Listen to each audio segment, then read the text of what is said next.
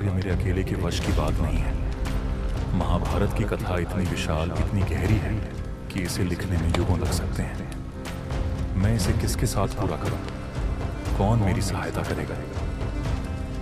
व्यास, यह केवल एक कथा नहीं, बल्कि युगों युगों तक मानवता के लिए एक मार्गदर्शक होगी। इस कार्य के लिए तुम्हें एक दिव्य सहायक की आवश्यकता है।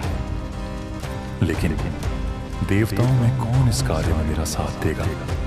कौन इतना समर्थ है कि मेरी गति को समझ सके और इस महाकाव्य को सजीव कर सके?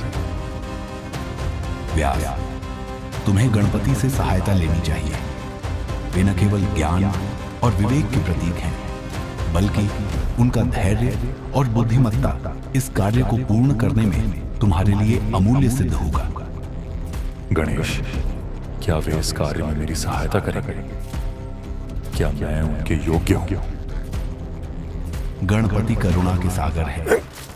वे तुम्हारी भक्ति और संकल्प को देखेंगे। उनकी शरण में जाओ और अपनी विनम्र प्रार्थना से उन्हें इस कार्य के लिए मनाओ।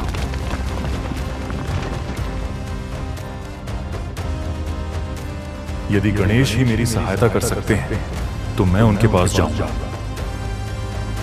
चाहे बर्फीले पर्वत हों या दुर्गम नाव। मैं उन्हें ढूंढने के लिए हर प्रयास करूंगा।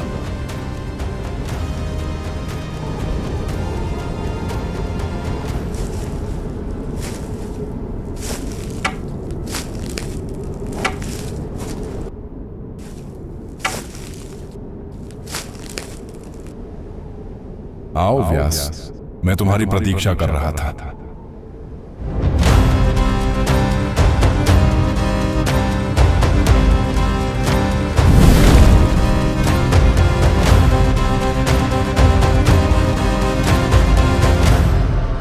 प्रभु गणेश, आपको मेरा सादर प्रणाम।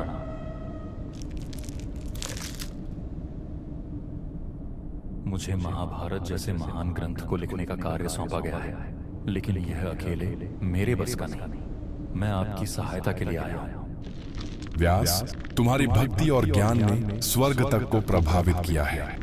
मैं तुम्हारी सहायता करूंगा, लेकिन मेरी एक शर्त है। कृपया बताइए प्रभु, आपकी क्या शर्त है? मैं बिना रुके लिखूंगा, लेकिन तुम्हें बिना झिझक और बिना रुके कथा सुनानी होगी। यदि तुम रुके तो मैं लिखना बंद कर दूंगा। यह उचित है प्रभु, लेकिन मेरी भी एक विनती है। यह कथा केवल वर्तमान के लिए नहीं है, यह आने वाले युगों के लिए भी है। इसकी गहराई और अर्थ कभी खोने नहीं चाहिए। इसलिए मैं कुछ श्लोक जटिल बनाऊंगा। आप उन्हें तभी लिखें जब आप उनका अर्थ समझ लें। बहुत चतुर हो तुम व्यास। मुझे यह शर्त भी स्वीकार है। आओ व्यास।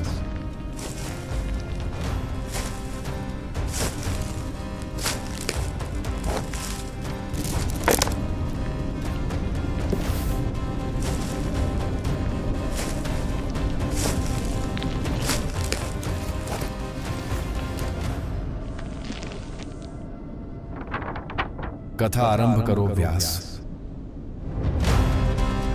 नारायणं नमस्कृत्य नरं चैव नरोत्तमं देवीं सरस्वतीं चैव ततो जयम् उदीर्ये।